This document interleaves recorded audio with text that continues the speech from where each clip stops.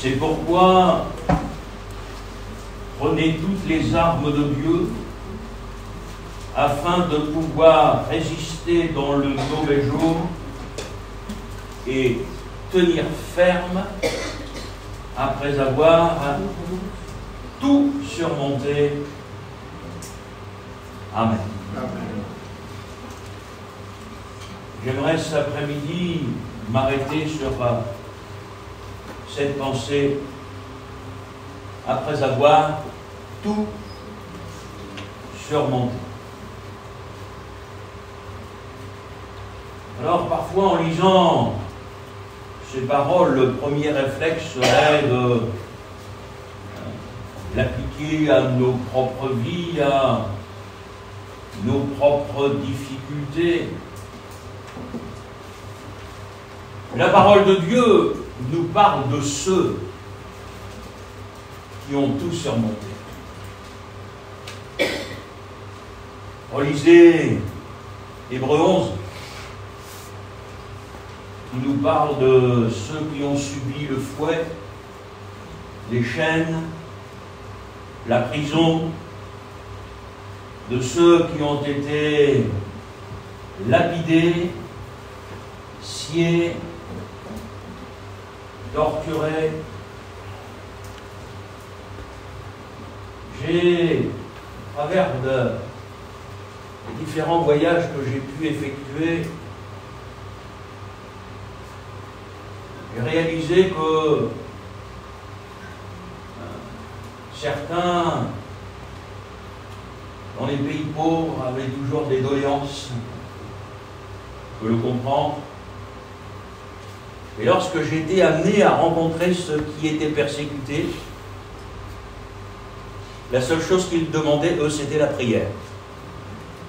Et ça m'a toujours profondément marqué. Pourtant, eux aussi vivaient souvent dans une extrême pauvreté. Mais à chaque fois, quand on leur demandait, mais qu'est-ce qu'on pourrait faire pour vous? Qu'est-ce qu'on pourrait faire pour vous aider? À chaque fois, c'était prier pour nous. Dans d'autres contextes, j'aurais pu rentrer avec une grande liste.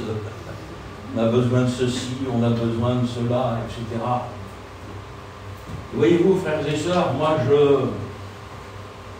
je réalise que dans les luttes, les combats auxquels nous avons à faire face, il peut y avoir des attaques violentes, brutales. Mais il y a aussi des combats qui sont beaucoup plus subtils. Certains, je dirais même, sont sournois. Et quand je lis la parole de Dieu, quand je lis ces textes, je crois que nous ne sommes pas appelés à subir les combats en baissant les épaules et en attendant que, avec le temps, ça se calme. Je crois vraiment que nous sommes appelés à tout surmonter. Et à comprendre que notre vie avec Dieu, moi je crois que c'est un combat permanent. On aura toujours un combat. Et le problème, c'est que ça va toujours aller à l'encontre de ce que la chair va réclamer. On ne peut pas faire sans la chair. Hein. On est encore dans un corps. Et la chair, justement, elle voudrait éviter toutes les difficultés, elle voudrait éviter tous les combats. Et en fin de compte, quand l'apôtre Paul va terminer son parcours ici-bas sur la terre, sa parole sera de dire, bien, voilà, j'ai combattu le bon combat, j'ai achevé la course.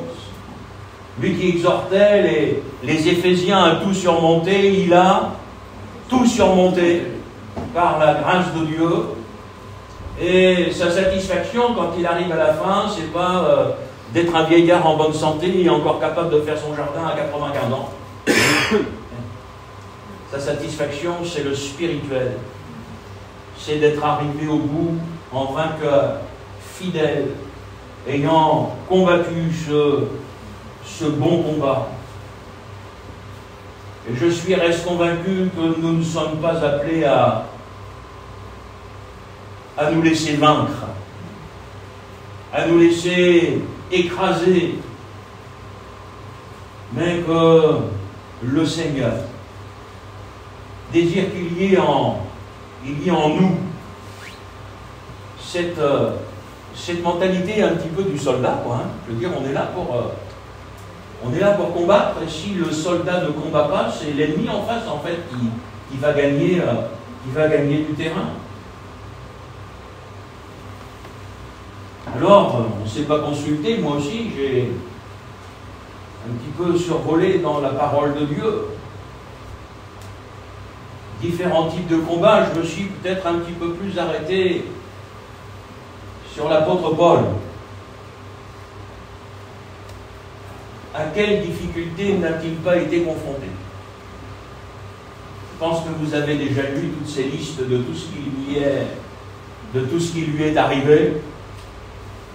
Et il y a eu les naufrages, il y a eu les persécutions, etc. Mais quand je lis ce que l'apôtre Paul nous rapporte, j'ai l'impression que certains combats ont été plus difficiles que d'autres. Et entre autres, on va sentir chez l'homme de Dieu une tristesse particulière quand certains de ses compagnons d'œuvre vont l'abandonner. Et vous, on a cherché à le lapider, lui faire toutes sortes de choses. C'est pas très agréable, n'est-ce pas? On a l'impression que quand il va parler de Démas, il a abandonné par amour pour le siècle présent. On sent qu'il y a une profonde tristesse dans la bouche de l'apôtre Paul quand il parle de cela. Quand je relis les épîtres et que je vois la préoccupation de l'apôtre pour les églises qui ne marchent pas, qui ne vont pas comme ça devrait aller. Et pourtant, malgré tout ça, malgré une vie où il est allé, vous avez dans votre Bible les voyages de l'apôtre Paul sur une carte. Il est allé, il a écrit, il a passé son temps à régler des situations. Et quelles situations quand on lit la parole de Dieu, il a été confronté à tellement de choses. Et il va terminer sa course en disant « J'ai combattu le bon combat », de Timothée 4, verset 5. C'est vrai, frères et sœurs, que la vie chrétienne, c'est une vie de lutte, de combat. Le service de Dieu, le ministère, c'est aussi une lutte, un combat. À quoi n'avons-nous pas été confrontés, que n'avons-nous pas vu ou entendu, même parfois dans le milieu pastoral? Alors, on pourrait peut-être parfois comprendre un petit peu mieux l'apôtre Paul. Je crois qu'il y a cette pensée qui est vraiment forte, frères et sœurs. Tout surmonter. Ne te laisse pas vaincre. Ça, c'est ce que l'ennemi voudrait. L'ennemi est venu pour nous perdre. Ne l'oublions jamais. Mais le Seigneur ne veut pas que nous nous laissions vaincre. Alors, parfois, en tant que pasteur, j'aspirerais à vivre le ministère d'une manière plus paisible, plus tranquille. tout simplement que l'Église aille bien, que les chrétiens progressent,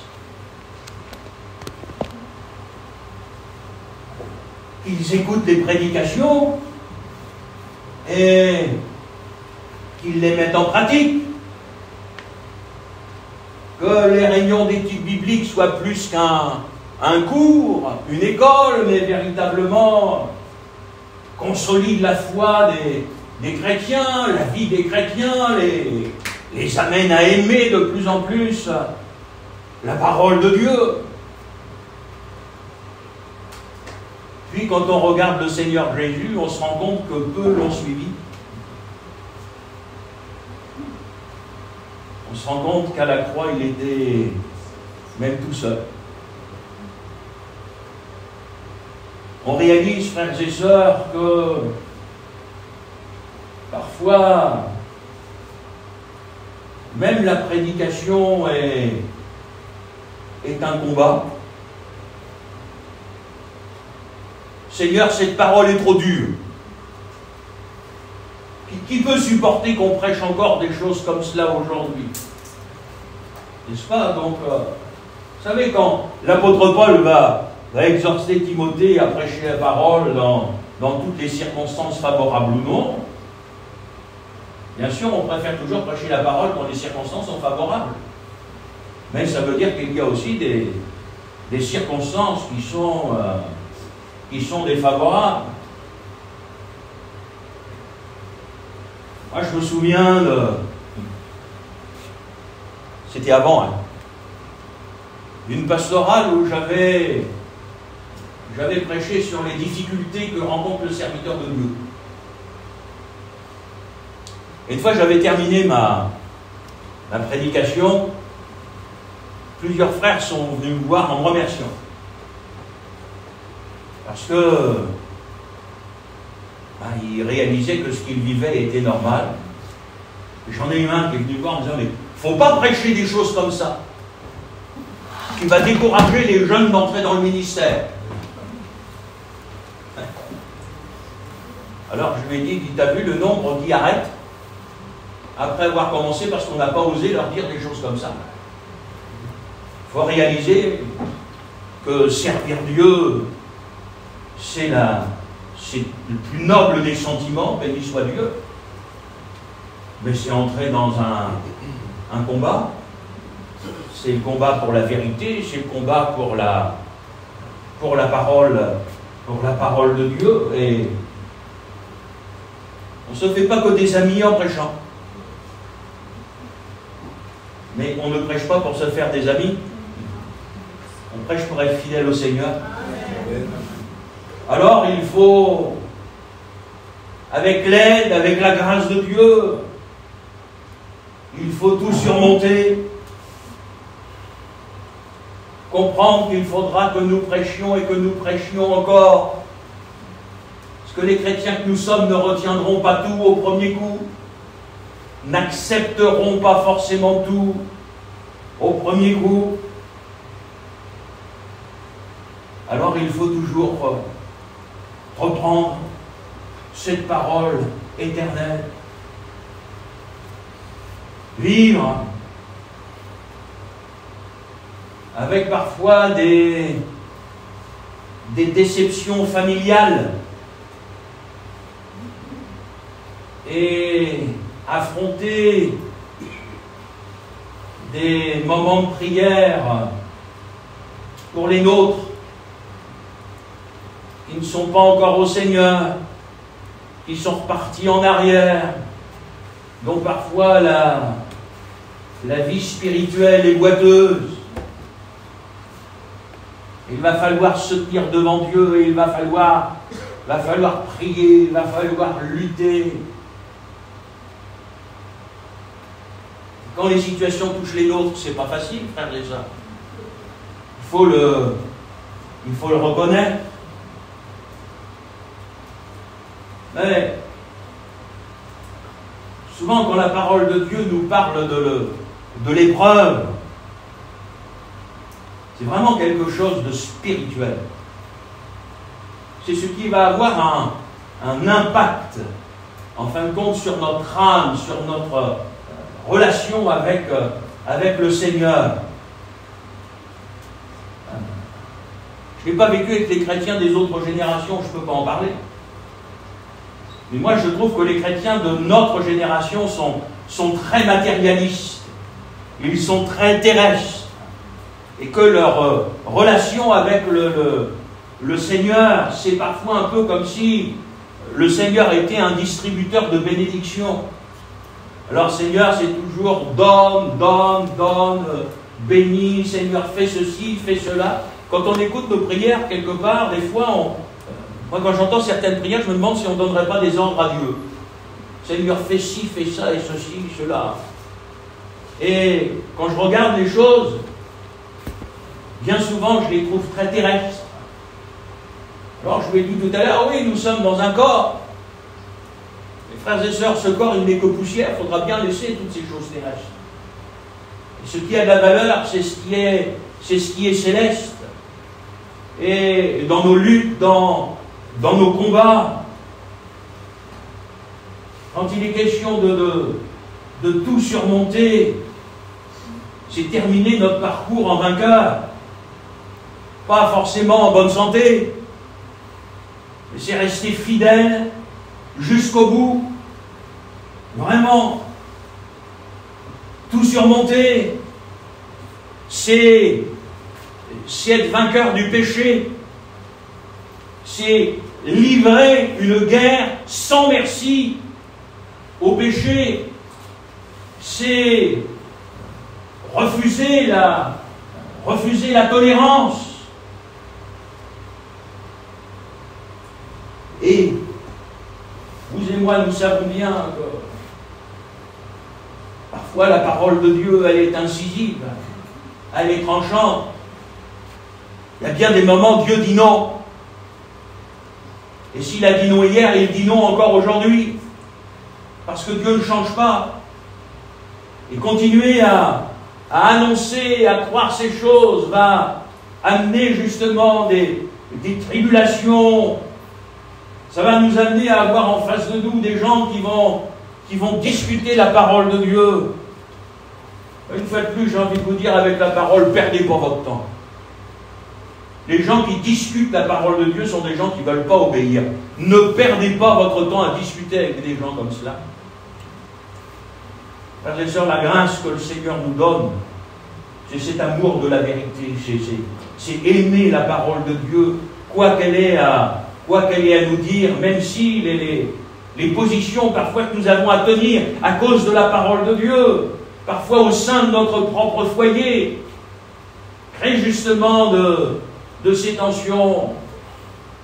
Mes frères, si j'accepte pas que mon fils vienne dormir à la maison avec sa petite copine inconvertie, je ne le verrai plus. Bien, tu ne le verras plus. C'est savoir, est-ce que la parole de Dieu, elle a la priorité? Est-ce que les choix spirituels sont prioritaires? Ou alors, quand il va s'agir de mettre en avant des sentiments familiaux avec les enfants, etc., alors là, on n'a plus les mêmes positions. Frères et sœurs, la parole, c'est la parole. Et vouloir être fidèle à la parole et arriver au bout en pouvant dire, comme l'apôtre Paul, j'ai combattu le bon combat, ça veut dire que des combats, on va en avoir. C'est pas le ciel sur la terre. C'est pas la prière, Seigneur, fais que tout aille bien tous les jours, que mon compte en banque soit garni, que je sois jamais malade, etc. Que j'ai pas de problème, que j'ai pas de difficulté, que j'ai pas de fuite d'eau. Non mais, vous pouvez pas savoir des fois en tant que serviteur de Dieu ce qu'on attend. Une fois une grand-mère est venue me voir. Frère, vous pourriez pas, à la réunion de prière, prier pour ma petite fille, elle ait son permis demain. Oui, non. Frères et sœurs, ça c'est pas de ces combats que le Seigneur nous appelle à mener. Il faut élever le débat, il faut aller plus haut que cela. C'est ce qui va faire la guerre. C'est ce qui va faire la guerre à l'âme. Alors, c'est continuer. Poursuivre. Même parfois quand on est découragé. Même quand on est fatigué. Même quand on est déçu. Même parfois quand on est lassé. Continuez, continuez encore, et continuez jusqu'au bout. Là, frères et sœurs, ce sont des combats. Ce sont des combats quotidiens. Et vous et moi, nous avons une grâce, c'est que dans ces combats, nous avons le Seigneur. Le Seigneur n'a jamais dit qu'il allait nous les épargner, les combats. Il a promis qu'il serait avec nous. Alors je bénis Dieu. Parce que s'il fallait que ces combats, nous les menions sans lui, je ne connais pas une seule personne ici qui resterait debout. Mais ces combats, parce que ce sont des combats spirituels, eh bien nous les menons avec le Seigneur. Et c'est le Seigneur, dans sa grâce, qui fait que nous sommes debout. Et ces combats, parfois nous les menons seuls, mais béni soit Dieu pour l'Église de Jésus-Christ. Même si elle n'est pas nombreuse, même si c'est qu'un petit groupe, béni soit Dieu pour les petits groupes, où là vous avez l'Église du Seigneur, on va se retrouver ensemble et on va prier ensemble, et on va invoquer ensemble le nom du Seigneur, on va combattre ensemble. Béni soit Dieu. C'est comme une famille, c'est comme une équipe qui prie, qui travaille pour le Seigneur, qui forme des ouvriers pour la suite. Et c'est vraiment cette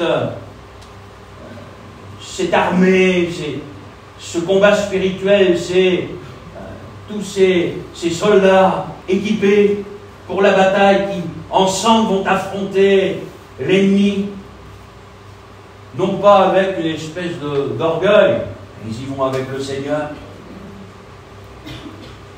Et alors on voit une jeunesse qui peut être une jeunesse victorieuse. On voit des hommes, des femmes, on voit des couples, on voit des gens qui arrivent jusqu'au bout, dans la gloire. Quel bonheur, quel bonheur d'avoir des frères, des sœurs qui n'ont pas peur de la mort. Quand c'est l'heure de partir vers le Seigneur, ils sont heureux. Eh oui, ils sont heureux, j'ai retrouvé mon Seigneur. On aspire à ça toute la vie, le jour où la mort arriverait. Non, frères et sœurs, c'est vraiment une grâce. Tout surmonter. Ça va nous amener même parfois à repartir à zéro. Tout recommencer. Vous savez, c'est comme l'agriculture, une fois qu'on a moissonné, il faut recommencer. Et recommencer justement le travail de l'évangélisation, de l'édification, etc. Ouais. Et un jour, pouvoir dire comme Paul, j'ai combattu le bon combat. Par la grâce de Dieu, par la grâce de Dieu. Nous avons tout surmonté. Ce que je trouve triste, ce sont tous ceux qui s'illusionnent en voulant vivre le ciel déjà sur la terre. J'aimerais vous dire, pour qu'il n'y ait plus de combat, il faudrait être au ciel. Mais tant qu'on sera sur la terre, il y aura des combats.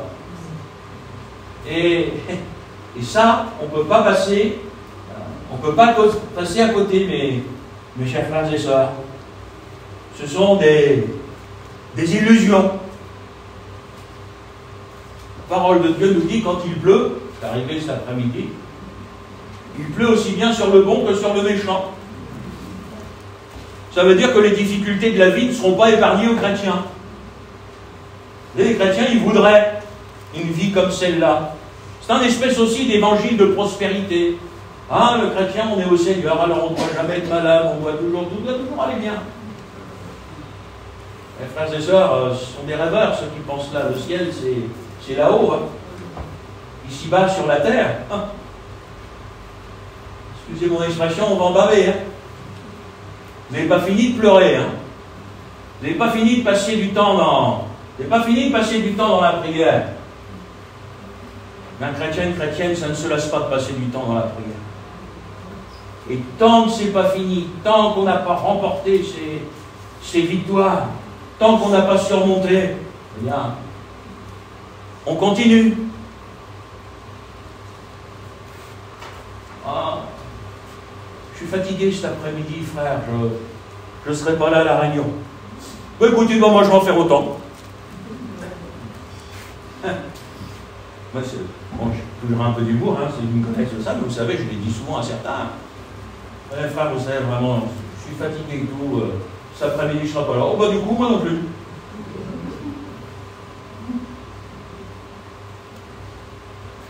Fatigué ou pas, quand l'œuvre de Dieu, elle est là, il faut la faire.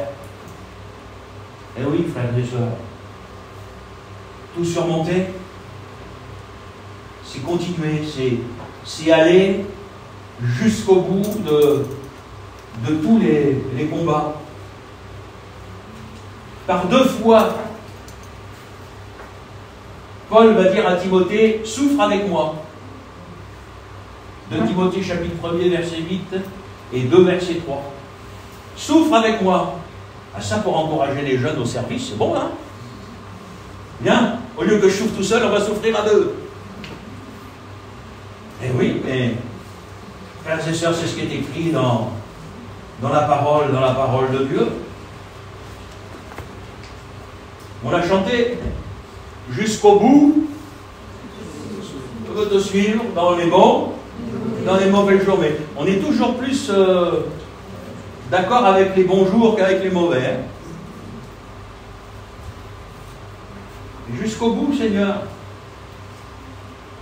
Dans les luttes, dans les combats, dans les peines, dans les déceptions, dans les souffrances, dans les tribulations, dans les calomnies, dans les persécutions, mais Seigneur, jusqu'au bout. Puis les paroles de ce cantique. Perdre sa propre vie. Franchement, l'auteur du cantique, hein, c'est profond. Hein. Consentir à n'être rien. Non mais, il faut réfléchir aux paroles qu'on chante hein, une fois. Consentir à n'être rien. Bah, souvent, on n'aime pas justement être rien. Nous, on est revendiqué. Consentir à n'être rien. Quitter ce que l'on aime. Et, je peux vous dire, c'est pas si facile que ça. Moi, je me souviens, dans mes voyages, dont je parle souvent, avant de partir, quand j'avais mon dernier, là, je disais, non, papa, pars pas. Hein, si l'avion, il avait un accident, et ceci, cela, ben, vous partez quand même. Hein. Là, votre épouse, ben, tu le consoleras. Eh oui, c'est beau, les récits missionnaires. Sauf quand vous mangez le piment, hein. Parce qu'on parle toujours des aspects positifs, mais vous avez... Mes frères et sœurs, mais tout ça, c'est... Croyez qu'il y a du... Mais tout pour le Seigneur. Il n'y a rien pour l'homme, tout pour la gloire de Dieu. Accepter cela, c'est accepter de dire, mais moi je suis rien, ce que je peux faire, c'est seulement par la grâce de Dieu. C'est seulement ce que le Seigneur m'a confié, et voilà, et si je Par la grâce de Dieu, je peux le faire, ben c'est justement parce que c'est une grâce. Alors accepter dans cette vie de ne pas avoir de renommée, de ne pas avoir son nom sur une affiche, sur un écran de je ne sais quoi d'ailleurs. Savoir être mal jugé. C'est pas vraiment si on se rend toujours compte de ce qu'on chante. Hein. Savoir être mal jugé. Gilles, il est comme ci, il est comme ça. Moi, j'ai toujours appris que c'est le Seigneur qui justifiait. Ah, on avait cru, mais si vous saviez tout ce qu'on est capable de dire sur les pasteurs. S'il avait fallu qu'on s'arrête à tout ce qu'on dit de nous, il y a longtemps qu'on ne serait plus là. Le Seigneur nous a appris avec les... Fais attention à tout ça. Ce qui est important, c'est ce que Dieu pense, c'est d'être droit aux yeux de Dieu. Alors, ouais. Paul dira aussi, au milieu de la mauvaise réputation. Mais vous savez, il faut être objectif. Dans quelle église vous allez? Ah, Melun. Ah, ouais. Ah, tu vas au sentier. Ponto de mer. Oh là là. Mais mes frères et sœurs, mais c'est quoi? C'est rien. Il faut accepter toutes ces choses-là. Il faut surmonter tout ça. Et l'essentiel, c'est d'être fidèle, c'est d'être droit. Tant pis de ce que les gens vont dire de nous. Ouais. Je n'insisterai pas, le frère Collier a parlé dessus, d'être injurié. Une chose pas facile. Accepter d'être seul. Eh oui, accepter d'être seul. Vous savez, quand vous êtes entouré, c'est toujours mieux que quand vous êtes tout seul. Et moi, j'ai expérimenté que quand on est tout seul, on apprend aussi beaucoup de choses. On apprend à dépendre du Seigneur. Accepter d'être incompris. Tout surmonter. Et au bout, la couronne de gloire que nous jetterons au pied du Seigneur. Alors, que le Seigneur vous bénisse, frères et sœurs, qu'il vous aide, et que vous réalisiez, mais vraiment pleinement, qu'on n'a pas fini. Hein. On n'a pas encore tout surmonté. On n'a pas encore tout vu. On n'a pas mené encore tous les combats. Pourtant, je vous promets, des fois, moi, je ne sais pas vous, hein, vous aimez peut-être, hein, moi, des fois, j'aimerais bien que ce soit un petit peu plus calme. Et puis, ça ne l'est pas. Alors, parfois, je dis, Seigneur, reviens bientôt. Ah, vous ne le dites pas, moi, je le dis. Il y a des fois, il y a des choses, je préférerais ne plus y être confronté, des situations, je préférerais ne plus avoir à les régler. Des fois, on nous téléphone pour des choses, puis après je me dis, mais ça, dans l'église, des situations encore comme celle-là dans l'église, et on ne peut pas baisser les bras, frères et sœurs, il faut y aller. Pour qu'un jour, vous et moi, nous ayons pu tout surmonter. Aller jusqu'au bout en ayant tout surmonté. Et en pouvant dire, j'ai combattu le bon combat. Que le Seigneur vous bénisse. Amen.